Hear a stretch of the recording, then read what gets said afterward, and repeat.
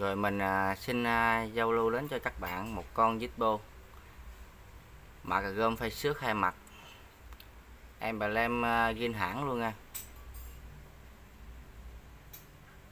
còn rất là mới, không chày xước, không cắn mớp luôn nha. Anh em xem mà có thích thì cứ alo cho mình.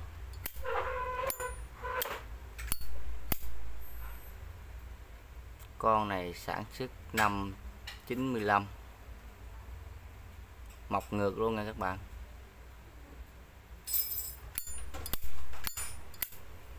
Để mình rút cái ruột ra cho xem. Rồi con này sản xuất cái ruột 95 luôn, cùng năm luôn nha các bạn. Tiếng kêu gá khá hay,